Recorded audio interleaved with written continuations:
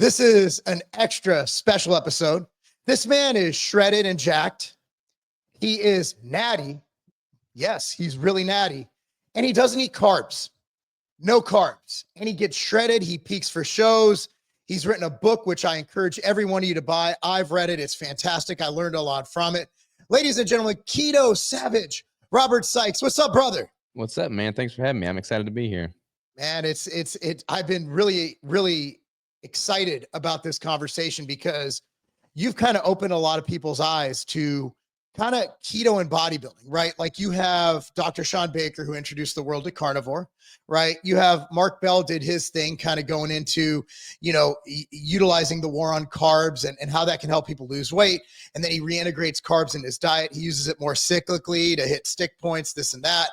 So I think that you've done something even crazier in that you're actually getting down and peaking. And I might say, dude, look at this guy's pics. He gets shredded, like peaking to the point that you don't see many people peak and actually being full and muscular on stage. And that's something I've never seen using the keto diet. So let's just get right into it. So as a ketogenic bodybuilder, like, how do you feel? A lot of people say, keto kills performance. Mm-hmm. Your response to that? It certainly doesn't kill mine. I mean, I did the whole carb thing too, man. Like I've been bodybuilding since I was a junior in high school, and I did the whole carbohydrate approach, the bro dieting, the flexible dieting for the first 6 or 7 years of my bodybuilding career. So I did all that, and my performance was more hindered with that approach than with the ketogenic approach. I mean, I've been able to maintain my lifting metrics and just overall cognition throughout a prep more so now with keto than I ever could with carbs. And I mean, people certainly get shredded with carbs, but I want to be a voice of reason on the other side where people can leverage that, path if they want to take it that way. So why would people want to go keto instead of carb containing? Let's say, so I do really well with carbs. I've tried, we talked about this on your podcast, which by the way, everybody check out. I've tried keto diets and I have a tough time with my body type, my metabolism, really getting in on it. It could be a preference issue with foods. It could be the way my body works, personal chemistry, whatever it is. What would be the reason that you think that it works? Like, why would someone go from a carb containing diet to keto? Is it health benefits, performance benefits, cognitive benefits, all of the above? Well, my personal catalyst for it all was that I had a really bad relationship with food. So like after my first few competitions, I was doing the whole binging, purging thing, and that is super common. I mean, you've been backstage with competitors, It's like, terrible. that is more so the norm than not. And so much of that, I think, is because of this addiction people have towards carbohydrates and hyperpalatable sugary foods. So keto, I mean, when I started doing keto, it was back in 2014, 15, before all these keto treats came to market. So it was just real food. And when I just simply switched everything to real food, my relationship with food improved. I didn't feel guilty for the food I was eating. And lo and behold, my performance all improved as well. I think it's better from a hormonal standpoint. I feel like if you've only got so many calories to work with, eating the most nutrient dense foods makes the most sense. And honestly, from a cognitive standpoint, I feel like I'm able to stay mentally sharp much more so with a ketogenic approach than when I was eating carbs and just super, zombie mode there towards the end. Yeah, it's, what, there is something to be said for that. You look at what ketones do. Like I've seen data and I've actually personally experienced it using exogenous BHBs. Mm-hmm. I don't know if you've played with those, but they're phenomenal. Like I love BHBs. I'm a huge fan. And ketones tends to affect me with more brain energy. Whereas you think about, obviously the number one fuel for your brain is glucose when it's there. When it's not there, your body provides these beautiful things from fat called ketones, or it can, provide carbs via gluconeogenesis of protein. Mm-hmm. But, I do find that the ketones make you much more clear in the head. And also, if you look at the other potential benefits of ketosis, there is anti-inflammation benefits. There is benefits with blood sugar and insulin. So if your energy is spiking, dropping, that's not just physically, that's cognitively as well. So there is a lot of validity to what you say in the mental performance of the keto diet. Yeah, I mean, for me, like I look at natural bodybuilding as just an amazing vehicle to form the right habits that lend to success long term. Like I want to play this for the long haul. And if I build the the habits in place, routines in place as a natural bodybuilder, I've got no doubt that I'll continue to look better over time. I mean, it's like a fine wine, but I want to make it sustainable. I want to have that longevity focus from day one. And I don't feel like it makes sense to do something totally drastic in my competitive years that's totally counter to what I'm trying to do for cognitive health and performance and health and longevity, when I'm 60, 70, 80 years old. So if I can just do all of it the right way from day one and just continue that for a lifetime, keto made the most sense to me. So do you feel keto is healthier than a normal mixed, let's say Mediterranean diet? If you're looking at it head to head, like I'm not talking about put up data, this and that, but from your experience working with many people, what is your opinion if you compare side by side, let's say, in my opinion, probably the most healthy mixed diet, which is Mediterranean, containing your, olive oils, which is your monounsaturates, things like that. When you compare it apples to apples, side by side with a ketogenic diet like you promote, what would be the health things you'd look at? Like, which would you consider to be quote unquote healthier? I think if a well-formulated ketogenic diet is put into place, that being the key word there, because a lot of people do keto the wrong way, but if it's a well-formulated ketogenic diet, I don't see any reason as to why the Mediterranean diet would outperform keto from a health standpoint. I mean, when you're metabolizing fats and you're using fat metabolism as your primary fuel substrate, by definition, you're going to have less oxidative stress, you're going to have less inflammation. And from a neuroprotective standpoint, I feel like that makes sense, especially as you age. That's why they're calling Alzheimer's, dementia, type 3 diabetes. If you can bypass the risk of that by simply not leveraging glucose as your primary fuel substrate, I think that makes a lot of sense. I think where people go wrong with keto from a sustainability health standpoint is they do it strictly as a fat loss or weight loss diet. So they're constantly in a deficit when they do it. As is true with any diet, you have to have times when you're in a surplus, times when you're at a maintenance, times when you're at a deficit. There's a yin yang that goes there. And a lot of people just do keto from a fat loss standpoint. So they're just depleted. But if you have a building phase with a ketogenic approach, you can make it sustainable for the long haul. So you said do a ketogenic diet correctly. Can you define what that means? So yeah, I mean, like now, especially in 2025, there's so many keto, sweet foods, and like you don't want to be having junk keto or there's so many different definitions for keto now, but like this hyper palatable, hyper processed version of keto.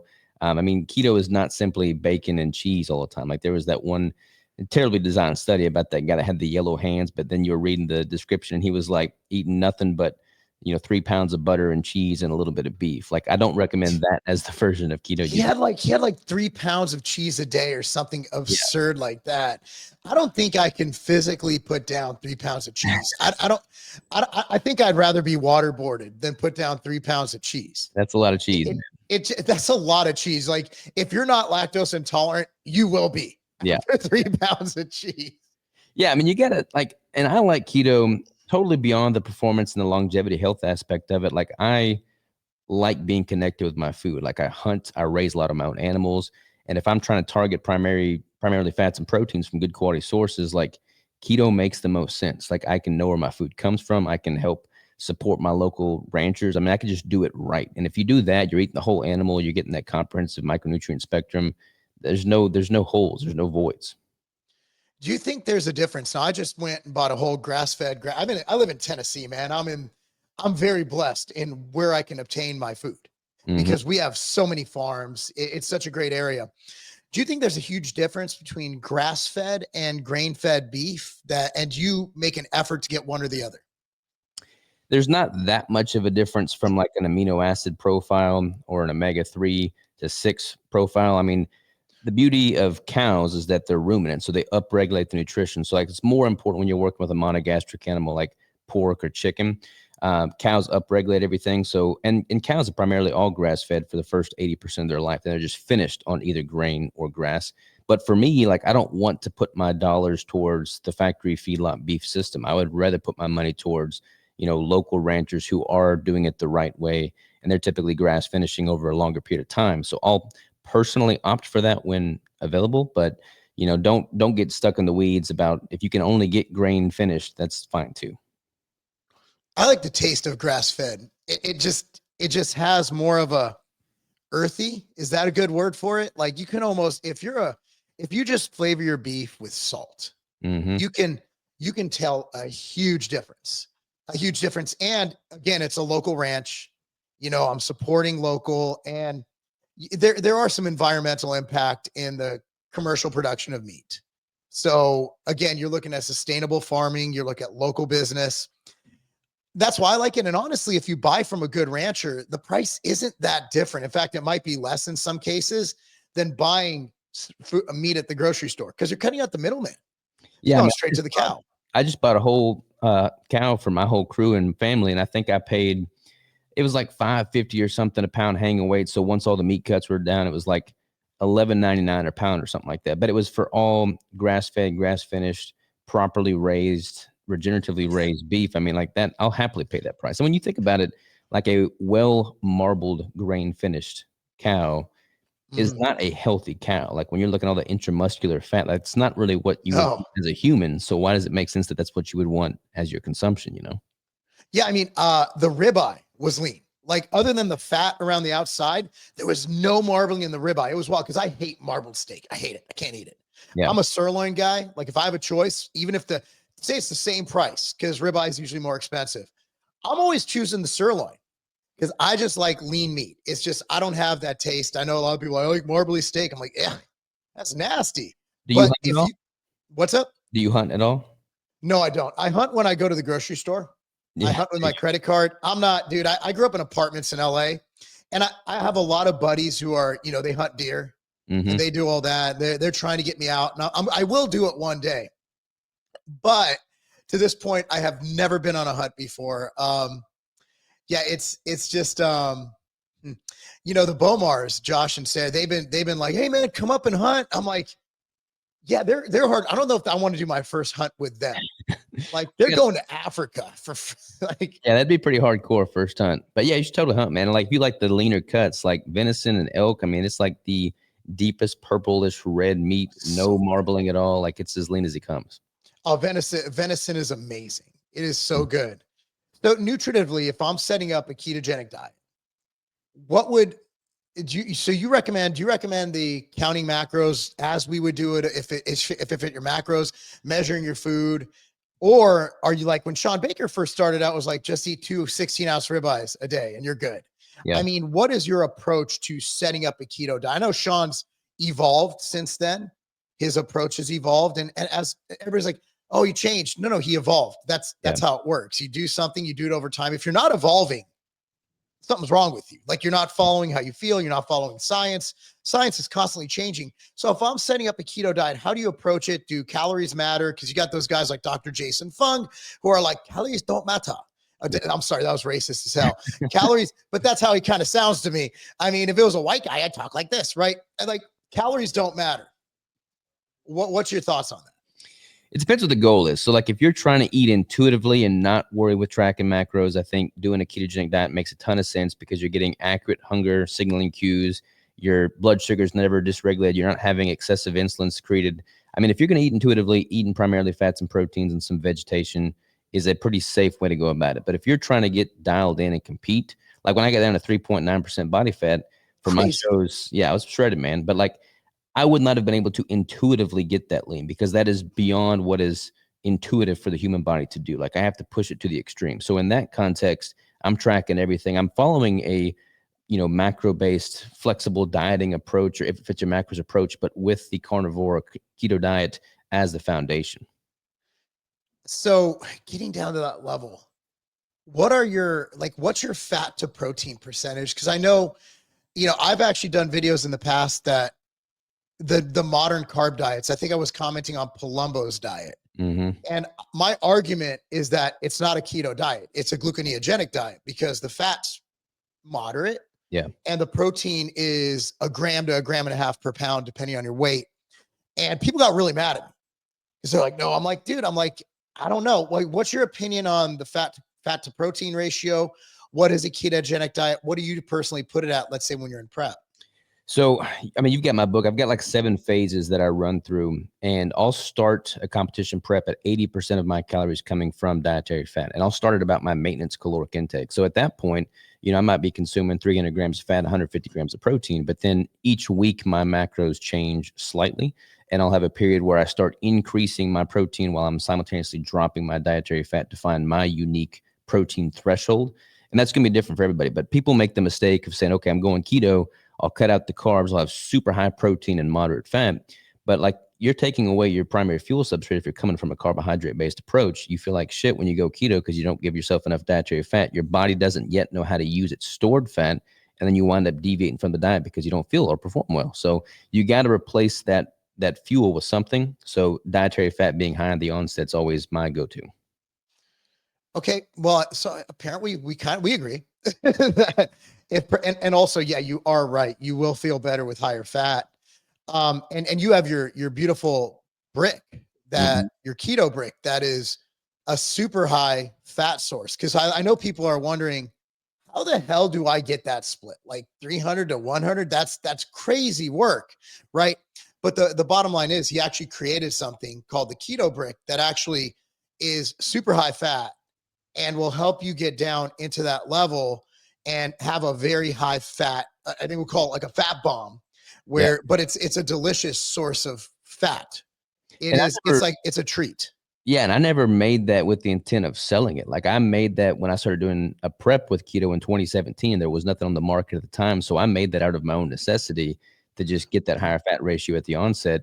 And then people kept asking me about it. And I'm like, well, I guess I'll roll up my sleeves and make some and sell them, see how they do. But yeah, that was just for my own personal consumption to scratch my own itch, as they say.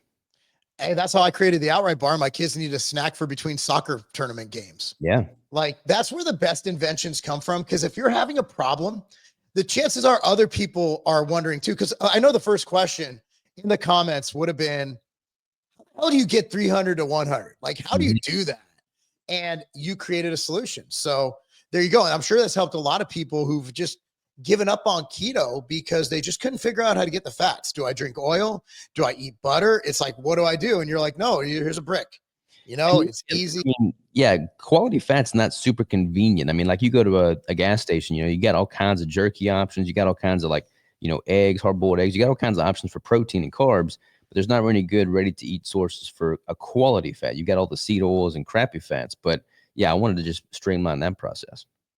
Yeah, so that's another big topic, seed oils. And I don't get in the weeds on it. Like, if you read like Dr. Lane Norton and a couple other people, Alan Aragon, if you look at the data, it's actually favoring the health benefits of seed oils. My opinion is, like everything like that, like, if you get a couple micrograms of seed oils, you're probably okay. Yeah. But if you're eating, but what I see seed oils as is it's kind of it's a symptom of a problem. Where are seed oils usually found? Highly palatable, ultra processed foods. So if you're eating a ton of seed oils, chances are you're eating a lot of crap. Yeah. So that's my opinion. I think, and then you see the deleterious health effect. Oh, I cut out seed oils. It's like, where were you getting those seed oils? And I bet if you sprinkled a little bit of seed oil on your steak, just as an experiment, nothing would happen. You'd be like, oh, okay. But if you were to eat the foods that normally contain seed oil, that's when you get those testimonials. Man, I cut out seed oil. It's like, how? What was the food source you took away? And that gets back to what you said at the beginning. Just switching to a wholer, more natural food diet will change your life. Yeah, I mean, I'm not really one to, get deep into the dogma. I don't necessarily think that seed oils are the reason we have an obesity epidemic that we're now facing. But, like, I just try and return to the closest degree of natural, minimally processed as possible. And when you look at how seed oils are made, like, they have to deodorize them because they've gone rancid. Like, if it's rancid, I probably don't want to be consuming them. Yeah, well, Bill Gates did say that cow farts are killing the environment. So yeah, well, we should probably deodorize the cows. Probably. I actually like the smell of cow farms. I do too. I mean, maybe I'm weird. So going back to bodybuilding, so you've competed and succeeded on keto. Like, I'm the one guy who kind of can empathize because I'm one who gets leaner because I have a crappy physique, and the only way I can win is to get really shredded. How do you feel? Because you've competed, if I'm not mistaken, before keto, correct? Mm-hmm. Correct. And after keto, I mean, generally speaking, when you're at 4 to 5% body fat, you're not going to be at your best. How is the comparison of how you feel when you got contest ready without keto and then with keto? So my first competition, I was 115 pounds when I started working out. I was scrawny, man. And how tall are you? Like 5'7", 5'8". You're like my son. So my son is finished he actually qualified for state this week. It's crazy. And in wrestling. And he started the season at like 5'3", 120. Now he's wrestling at 5'7", 115. Yeah. And so I know exactly what, now my son has a little bit of muscle, right? He's trains, but like 120 at his weight was like, that's still really small, but we need to work on that. But the 4 inches and the loss of 5 pounds, I'm like, bro, we need you to get out of state and we need to win. We need to eat. Like we need to eat something. So you start at 115. That's crazy. It's crazy work. I bulked up to 230 at the same height, obviously. So like I was a big boy, 230 was way too big for me. This was all when I was eating carbs. And then my first show, I lost 80 pounds in 12 weeks. I thought I was going to compete at 200. Thought I had a lot more muscle than I did. And I didn't get shredded until I was like 150. That's so common. Like people think they're way more jacked than they actually are. So that was my first competition. That's when I kind of got all the eating disorders after that crazy weight loss. And then I did that for like 2 or 3 years, 2 or 3 competitive cycles. And then I was doing like, the bro diet, flexible dieting. I did carb backloading. That kind of led to keto. But what I noticed is that when you're super depleted with carbs, that last, 6 weeks to 8 weeks, if you're shredded, then, you just feel like a freaking zombie, man. Like you got to you got to mentally prepare to open a freaking door. Like you're just donezo. Whereas with keto, I was definitely physically depleted. I was still hitting all my lifts pretty much. I didn't really see a significant drop in strength at all. But mentally, I was still super sharp, man. Like I was still doing all my podcast recordings, all my business endeavors, all while, deep into a competition prep. And I don't think I would have been able to function at that high rate if I'd followed the carbohydrate protocol. That's fascinating. I'm fortunate where the lowest my carbs got. So I had 1 day a week at 200 grams and the rest were at 350, but my protein was at 360. So that was when I did the USAs. So yeah. So, that I'm pretty fortunate with my metabolism, but most people don't have my metabolism. Yeah. And so, for me, it was still like, but like, if you're eating the right food sources and they're whole foods, 350 grams of carbs, you're going to feel okay. Yeah. Even if you're lean, like you're still providing that substrate. The problem is I churn through it. So I'm still not in a scale. If I'm going out 100%, I'm operating at like 65, right? Like, and even at that level, but again, people vary so much. But what I found is that keto is kind of the equalizer.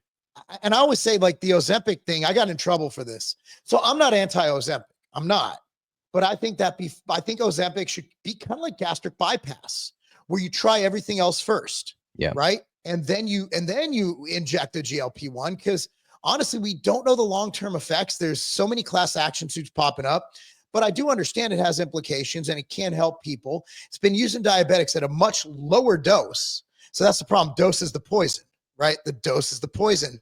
So I said, before going on GLP-1s, it should be mandated that people do the carnivore diet for at least a month. It's funny, man. I was getting my haircut the other day and my barber, like I don't know any of my barbers. I just go on wherever they've got an opening. And she was talking to me. She's asking about what I do. I was talking about nutrition and fitness. And she's like, yeah, I've lost like 20 pounds. I got on that GLP-1 and I've just had this massive downshift in my hunger. And I'm like, okay, well, what were you eating previously? And she's like, well, I don't know. I don't get that much protein. I get all my protein from peanut butter.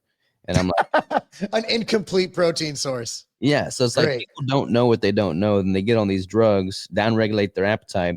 If they ever get off of them, then they're going to have less lean tissue than they had at the onset. Their metabolism is going to be downregulated. Like it's just, I'm not against them either, but you got to go into it with a long-term strategy, and getting on Ozempic is not a long-term strategy. Yeah. And people act like everybody has their ish together before starting. My opinion is, so I love the show, My 600-Pound Life. It's my strange addiction, right? Like this doctor, he makes them lose weight to show that they can adhere to a lifestyle before they get the gastric bypass. And it's just, that's how it should be. It's like, hey, before I put you on this Ozempic, I want you to do this. I want you to check these boxes. And once we do that, then we give it. Instead, it's just like, boom. And the problem is, I know people are arguing, it's so super safe. Your body has it naturally. And I understand that, but I don't have a large circle. My circle is a semicircle. It's tiny. And I know 3 people who have had severe medical issues caused, including a gallbladder removed, including, gut problems from the gastroparesis causing things to build up, creating toxicity in the body. So I might be biased because of and it could just be the 3 people out of 1 million happen to be in my circle, right? That's a possibility. But I am biased because I've seen people literally suffer from the side effects from this stuff. But I also understand that obesity is our number 1 comorbidity. So anything to help us lose weight. But the problem is Big Pharma doesn't want you to get better, dude. They want to keep you on that thing for life. It's keeping a customer for life. So they don't care about your lifestyle. They just care that you're injecting this thing in your body once a week at $1,200 a month. Yeah, 100%, man. I mean, it goes to anything in life. If it sounds too good to be true, it likely is. And all of this has to come from the right mindset going into, like, you have to have that foundational belief system before you do anything drastic. And simply taking a shot and getting some drugs is not going to be your saving grace. The crazy thing is bodybuilders are doing it now, because it makes dieting easier. And that's understood. Like, if there's something you can inject that'll make you even a little bit better, bodybuilders will inject it. If it makes it a little bit easier, the days of just grinding and doing more cardio and willpower, those are done, especially in enhanced bodybuilding. Do you know if GLPs are legal in natural bodybuilding? No, man, natural bodybuilding, especially, I mean, every federation is a little bit different, but like the WNBF federation that I compete in, they are freaking strict, man. You got like a 10-year ban on all these drugs. Some of them, they'll ban you for life. And it's like they do a polygraph test and they do a urinalysis test for all the winners of the division. It's like, yeah, they got a pretty exhaustive advanced substance list. Yeah, it was on the Jubilee video I did with, I don't know if he competes the most amazing. His name's Josh. I forgot his last name. Dude's amazing. And he's online. They fake natty. Everybody throws it at him. And I asked him they cut this part out of the podcast, but I asked him, I'm like, so where do you compete? He goes, well, I'm in Musclemania. I'm like, why don't you do like the OCB or the WNBF? Because Musclemania is the fake natty organization. That's the one where they're public. Like they only drug test the losers. I mean, that's what allegedly, and they let things slide. They might not test it all. I'm like, why don't you just hop in like a OCB or a WNBF show and prove everyone wrong? And so I do know there's organizations. ANBF, for example, allows TRT. But Kent, I love Kent. I actually helped found that. Here's a funny story. There were 7 people at the beginning, and we voted on to allow TRT or not. In the ANBF. One person voted against it. Guess who it was? Who? This guy. You. TRT has no, dude, come on. So my last cycle was 2013. And that was like I didn't do cycles. Like I'm not a steroid guy. I was on TRT at 27 and I didn't want to go on. I haven't done a steroid cycle I could technically compete in the OCB in that long if TRT was legal, right? So you're telling me that at 5'7", 212 pounds, shredded, that I should be able to compete naturally? Come on. Yeah, come on. Let's be real. Like, that's ridiculous. It is crazy, man. Because like with all the research that's come out about TRT, HRT, especially in like menopausal females and guys, it's like there's definitely a lot to lead people to believe that it's going to be protective from a bone density standpoint. You're obviously going to preserve muscle better. Like from a health standpoint, that may 100% be the way to go. Probably is. But like in natural bodybuilding, like just use myself as an example. When I got down to 3.9% body fat, my total testosterone was 89. Oh God! Like preteen girls. That was my argument on Jubilee that people got mad at. I'm like, is natural bodybuilding? Are you saying that it's healthy? What is more healthy, having a stable testosterone and competing on TRT, or taking your testosterone below 100? That's crazy you brought that up. Sorry I interrupted you. But I mean, like, and we can go down to is it healthy or not? Like, I don't think from a biological standpoint, no, that's 100% not healthy. Now, my argument is that the psychological benefit I get from having to push myself to that extreme far outweighs that acute moment in time where my testosterone is down regulated. So that's kind of how I justify it in myself. But like from a TRT standpoint in a natural federation, if you are just simply taking TRT to maintain, normal healthy levels, and I'm not, and I'm getting out to 89 and you're at a normal, 6, 7, 800 total testosterone, like that is a competitive advantage over me for sure. Yeah, I keep mine around 900. That's my sweet spot. That is anything over. I don't know how people live with super high test. I don't, because mine creeped up to like 11. And the cycle I did in 2013, I felt terrible. I felt toxic. I did not like it at all. And when I did when I got to like 1100, that's when I was at like, I think I was down to 175. Because what they do with TRT usually, they'll start you at 200, read it, and adjust it if you have a good doctor, or 150. They just pick an arbitrary number because different people metabolize it differently. So 200 for me is different than 200 for Jim, right? So, I'm down to 150 a week now, and it's perfect. But I can tell, like, I can't even explain how it is, but more is not better for testosterone. But you're absolutely right. Just being able to keep your muscle with TRT, to have that advantage, it's unfair. And TRT should not be in natural bodybuilding. I'll die on that hill, because at the end of you're injecting steroids. Well, what about diabetics? I'm like, different. I could live without testosterone even with my hypogonadal issue, but diabetics would die. Like there's a huge difference between a diabetic injecting insulin to not die because their pancreas doesn't produce it, versus me taking TRT to feel great. And for me, it's a lot of longevity benefits and things like that. I do believe in people hate me for it, but I do believe the data is pointing to it is better to have unnaturally elevated testosterone levels to be in the normal range versus having low testosterone levels. I don't think that's debatable anymore, based on the data we have. Of course, new data comes out, then we'll reevaluate. But yeah, the thing about data is it's fluid. Mm-hmm. That's why during 2020, when that thing came out that I still don't mention on YouTube, people were like, trust the science. I'm like, never trust the science. We should always question and challenge the science. Yeah, 100%, man. I mean, that was a pretty telling chapter in our lives as humanity is concerned, for sure. But I mean, yeah, you gotta take things with a grain of salt. You gotta look what the ulterior motives are. Yeah, I mean, yeah, 100%. I don't know how deep down that rabbit hole go. Yeah. I mean, that was just a comparison, but we need another 10 hours to talk about that, and we'd have to put it on only Rumble because YouTube would boot us off. Yeah. So let's talk about insulin.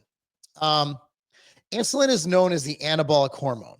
And there was a time in the 90s and early 2000s when if you didn't hit that post-workout anabolic window, take your dextrose and whey and spike your insulin, your workout was wasted. You might as well just not have gone to the gym. So insulin is claimed to be the anabolic hormone. Is it overrated? Do ketones replace it? What are your thoughts on the whole, well, I need to spike my insulin to build muscle argument? It's funny, man. Like, I remember when I was eating carbs, I would bring those massive pixie sticks to the gym, and I would eat those after my workout because that's pretty much just pure dextrose. And I mean, I totally believed that back then. Now, not so much. I mean, insulin is definitely an extreme growth rate agent. It causes muscle growth. It causes fat growth. It causes cancer cell growth. It causes everything to grow. And for me, it's like from a ketogenic versus, insulin spiking standpoint, I mean, my insulin levels are super stable. Like I've got good, healthy insulin levels, even though I'm not eating carbohydrates because I got a functioning metabolism and my body works like it should. But when you look at, any cost benefit analysis of what am I missing out on or sacrificing by not having intentional spikes in insulin, I compare, people that are other natural competitors that follow a carbohydrate-based protocol that are doing all of those insulin spiking techniques. They're not necessarily bringing any more muscle to the stage year after year than I am. I think they may be able to put on more lean tissue in a building phase, but they're also putting on more fat tissue so that when they diet down for a competition, they're typically dieting more aggressively and they lose more muscle than I do. So at the end of the day, when we both step on stage, I don't see any inherent benefit to going their route. You can't argue with your results. I mean, that's what, so I did a video on this yesterday, like Sam Select, right? He got on stage. That's a huge risk. Yeah. Because I mean, not really for him. He's just a guy who likes training and films himself. I don't think he devised the Liver King literally devised a plan to trick people, to get people to follow him, take steroids and promote this. Sam's just a kid who's like, I really like training. I'm going to film it. And then everybody ended up watching him and he's like, I really want to compete. He just doesn't seem to care. Yeah. But like, look at Mike Israetel, and I respect it. And people talk ish about him all the time. Greg Doucette goes hard on him.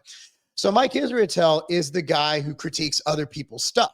Mm-hmm. And by him getting on stage, he left himself really vulnerable. And I do the same thing when I compete, because you get on stage and you're instantly putting your stuff to the test on yourself. And it's such a high amount of scrutiny following you because you're the guy. And then unfortunately for Mike, it didn't affect him at all, right? He's still the biggest guy on YouTube. Not literally, but like, you know, his following is huge. Yeah. But he, I mean, objectively speaking, he missed the mark way off 2 shows in a row.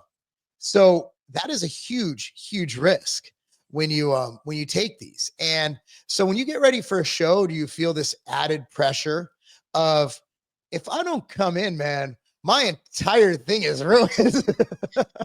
I probably did in my first few shows, but like now I've just like, especially in business and just life, like I've gained so much more confidence in who I am as a person. Like I can't really be brought down by the naysayers. I mean, I love the Man in the Arena, you know, passage by Roosevelt. It's like, you just got to be the one freaking living. There's going to be people hating out there, but they're not the ones living their life. Like it's easy to sit there and be an armchair quarterback.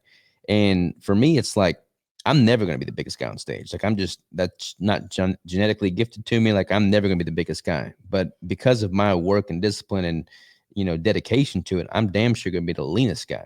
And when I did those 5 shows in 2023, the competitive component was secondary. My whole goal with that was to become the leanest man on planet Earth for that point in time.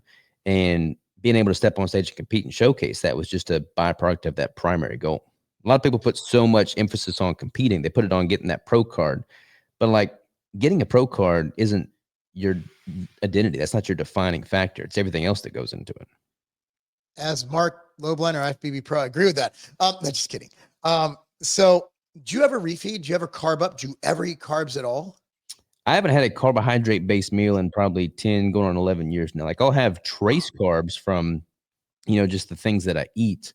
And like sometimes like we'll have like a crazy, like the other day we found out what our next baby is going to be. So Crystal and I went out and we had like an Airbnb and she made like a keto cookie or a keto cheesecake, and I'll have some higher carbs there, but it's like all from a ketogenic standpoint. Like the carbs are coming from almond flour. So like congratulations. Yeah, appreciate it, man. We're excited. We got another boy. Oh yeah. I wish I had more kids. How many you got? I got 3. One's in college, so she's technically not in the house except for during summer and winter breaks. I got a 17-year-old. He turned 17 in March, so he's almost out the door, junior in high school. And then I got a 12-year-old. So I wish I would have had 5 kids. And if my wife would let me, I'd adopt. Like kids, I just, man, being a parent, being a dad is the single greatest thing in life. It's not, I can't even imagine what life would be like. I mean, I wouldn't know any better, but dude, once you've had kids, it's like, this is amazing. I don't want it to end. You know, I'm like, my kids can come back anytime. They can be 40. I don't care. It gives you perspective in a different kind of light for sure. It makes you recognize what really matters in life and what just doesn't, you know? Yeah. Well, that is awesome, man. Congratulations. Got totally off track, but I just got excited for you, man. Yeah, no, I'm excited for sure. I appreciate it, brother. It's the best. It's the best. And then you get to see him play. I wasn't really a good dad, so I got to see him play sports. Yep. And I'm like, all right, this is great. Now I get to coach. And that's going to be the best thing. I was changing oil in my truck last night, and my 2.5-year-old, he's like always trying to help me. So he's grabbing all my tools. He's like making a big mess. Not helpful at all, but like, yeah, you can't put a price on moments like that, man. I mean, I took my kid to a wrestling tournament in Memphis. It was a great time. After he weighed in, went and got him some food because, you know, he had to make weight. Not much. Like, we don't do the dieting thing. He's like, he had 3 pounds to spare, but we were just like careful. Yeah. Right. And it was, man, what a great time. And we're like, we're getting ready for bed in the hotel. He's like, Dad, how do you hit a front double bi? I'm like, all right, you're all messed up here. He's like, how do you get your lats to do that? I'm like, okay. So it was just fun. Like, it's just the best. Yeah. Like, man, that is so awesome, man. Congratulations. So happy for you. Appreciate it, brother. We're stoked for sure. Oh God. Yeah. So do you see a time when more IFBB pros, let's say enhanced guys, or just people getting ready for shows, peaking, even athletes. You've seen some athletes do the carnivore. I think there was that New Zealand rugby player, I think was famous for doing it. Got a couple articles written about him. Do you see a time when more professional bodybuilders at the elite level and professional athletes start following a more keto-based diet? I think so, man. I mean, that's honestly one of the biggest pushbacks I get when I put out content. People be like, well, if this worked, why don't the IFBB pros do it? You know, I hear that all the time. And a lot of them, as you mentioned earlier, are taking insulin. So if you're trying to optimize from a fat metabolism standpoint, probably doesn't make sense to be injecting insulin. But I certainly think there's all the potential in the world for that to become the reality. People like bodybuilders are just extremists. Like we're on the cutting edge of so many things, but we're also just ingrained in our thinking, and it's very hard to break free of that trajectory. And for so long now, the underlying foundational belief has always been just carbs, carbs, carbs. So they're just steeped in that dogma. But like, you know, from my standpoint as a natural, like I haven't noticed any downside to being keto. I've only noticed upside. So I feel like if it works in the natural realm, there's no reason why it wouldn't in the enhanced realm. Well, think about it this way. Phil Heath never used insulin. And I believe him. He said it in podcasts. He told me, I mean, I trained with him 3 weeks out from the Olympia. I went to Colorado. I think it was 2016 or 2017. He's like, and it was post-workout. And I'm not going to lie, I expected him to go to the bathroom, inject insulin, and then eat. That's what I expected. And he's like, he's just hanging out. We're like, him like, don't you need to like do something? He's like, I don't do that. I'm like, oh, okay. You know, cause you read the stories, right? You're like, everybody's injecting insulin every hour, but there are bodybuilders who don't do insulin. So I think even with the androgens, even with all the other things they're taking, I do think a lot of bodybuilders, depending on their body type and how their body processes things, especially the ones with slower metabolisms, I think they could definitely benefit from keto. And it'd be fascinating to see. I think Tony Freeman, Palumbo had him pretty close to a keto diet, except for a weekly refeed. Yeah. I mean, correct me if I'm wrong. I may be totally wrong in this, but Dallas McCarver died because of asphyxiation, right? Didn't he choke because he was trying to eat because he went hypoglycemic because of his insulin use? So and again, I could be wrong. Here's what I extrapolated from all the different sources and talking to people who know him, is that he was going hypoglycemic. He was shoveling food in, and then he went into hypoglycemia with food in his throat. Mm-hmm. That's my understanding. Again, I'm not the guy for this. My understanding is it was caused by a hypoglycemic crash, which caused choking. Yeah, that's what I've heard too. And like, I mean, I don't care if people do drugs. Like I know I've got clients that do drugs. Like I don't care. I'm not here to judge anybody. But for me as a natural bodybuilder, like I just want to see what I can do. I want to see what I'm able to push my body to do in its natural state. And I keep getting better every single year. So I don't see any reason to think that I've reached my natural plateaued limit. I want to do it from a health standpoint. And, you know, again, nothing against people that take gear, but like there's so much that the human body is capable of that we don't even realize because we don't push it as far as it can be pushed. Yeah. And I mean, dude, at the end of the day, steroids are unhealthy, taken at a super physiological level. They're just not healthy. Yeah. You can make an argument for TRT all day long. We could debate this for hours. But you are most likely, again, not 100%, you are most likely taking years off your life and increasing the risk of your morbidity risk at any time. And morbidity risk is basically your chance of dying at any minute of the day. Yeah. So when they do the studies on sauna use in Finland, and it says it causes a 40% morbidity decrease. I'm like, oh, so I'm going to live 40% longer. No, it means that at any given moment of the day, you are 40% less likely to die than the guy who didn't do it, but you can still die. Mm-hmm. It just decreases your chance of dying. Morbidity is crazy, but you know, if you look at everything I do, I'm going to live till 297. You know, you got sauna and this and that. And I mean, just exercise alone is a huge decrease in morbidity. It's not. So if you were to, so you never carb up for shows? No, not since I've been keto, man. Like I went keto, like I said, back in 2014, 2015, and I've been strict keto that entire time. Like I haven't had a carbohydrate meal since I went strict keto. Wow. I'll do a fat and protein refeed, typically Thursday and Friday or Friday before show date. And that'll be normally in the form of like a fathead pizza, but it's very high fat protein. I'll put some anchovies on there for a little bit more sodium, but very low carbohydrate for sure. And you know what? I've always heard that women do better. And I heard what keto's, from my understanding, keto is more efficacious for females for some reason. I forgot what it was. Their ability to utilize glycogen. Have you noticed that females tend to respond better to ketogenic diets? Yeah, I get a lot of questions about irregular cycles on women that are doing keto. But again, that kind of goes to, and like if women are not having a regular cycle, they're doing super strict keto in a deficit and they'll introduce carbs, they'll notice their cycle stabilize.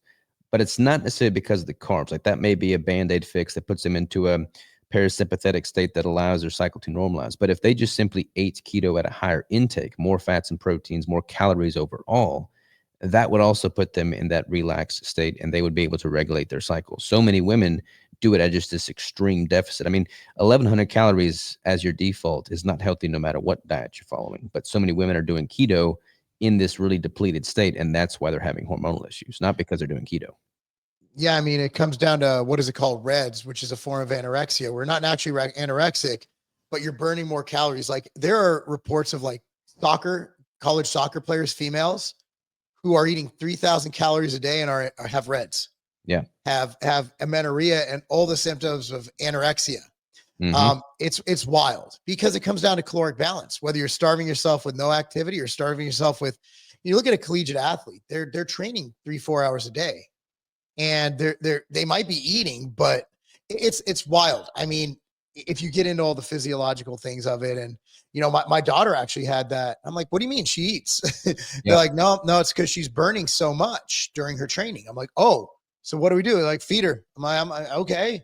You know, it was wild. I'm like, my daughter has anorexia. No, she has REDS. It's different. Oh, but it's a form of anorexia. I'm like, oh, wait, hold on. So I had to do more research on that. And that's wild. She had to eat a keto brick, get another 1,000 calories in. Yeah, she needs just to eat like 10 of those. Yeah, I mean, yeah, she's definitely, well, she's Sport? 9. She was a soccer player. Soccer. Yeah. But she state ring, recruited, everything. And then her senior year of high school, she's like, I don't love it anymore. I'm like, cool. Now I have to pay full price for college. That's awesome. That's awesome. It doesn't affect you at all. Oh man, it's rough. Oh, tough, especially when she gets into a school that costs a lot. Like that's the thing about my 17-year-old, he's not smart enough to cost a lot in college. Like his grades are, you know, average at best. And so the colleges he can get into are the cheap ones. I'm like, but my daughter was like a 4.3 weighted GPA, you know, 31 on the ACT. And I'm like, damn it. If only my kids could be stupid. No soccer scholarship for her. What's she doing now? She's at the Kelly School of Business at Indiana University. She was a direct admin. She went in as a sophomore because she had her AP units and her and she had dual enrollment in community college. So we were able to shave a year off of that expense. Awesome, man. Congrats. Yeah, so thanks, man. So one more thing, man, and then I know you got a busy day ahead. So what is one myth about keto that you wish would die? Man, honestly, that you can't build muscle on keto. Like a lot of people look at keto as this weight loss diet, fat loss diet. And that's typically where, you know, you see it on the magazine covers and whatnot. But like, I mean, I'm in a building phase for at least 3 times as much time as I'm in a cutting phase. And all of my lifts have continually increased. So the notion that you can't build muscle on a ketogenic diet is just deep rooted, but not accurate at all. I mean, if you're eating at a caloric surplus, if you're eating ample fats and proteins, if you're lifting with enough training stimulus and you're getting adequate recovery, I mean, you can 100% build muscle with keto. I would say optimally because it's less inflammatory, so you can train more frequently with more intensity. So yeah, I wish that one would go on the wayside for sure. Well, that's fantastic. So man, I appreciate you coming on, man. And by the way, he has a book. It's not a book. It's actually a brick in and of itself. It's a Bible. It is the Bible of ketogenic competition. It's fantastic. Where can they find your book and where can they find you? So I'm Keto Savage on all the socials, ketobrick.com for the bricks. And then I've actually got my book and a comprehensive online course that models that format at ketobodybuilding.com. Awesome, man. We greatly appreciate you coming on. Congratulations on the good news. And we'd love to have you on again because I have a ton more questions on here ready to go. So, hey, well, I appreciate you, Mark. Let me just, we'll do this again sometime and I'll bring you down to the farm. We'll get you hunting and we can where is your farm? Southwest Arkansas. But we can get you some venison. That's not far at all, dude. Not far at all, man. No. I mean, it's a drive. That's the best part. Like I would have to fly to Bomar, but I could drive to you, and that's even better. Yep. Exactly.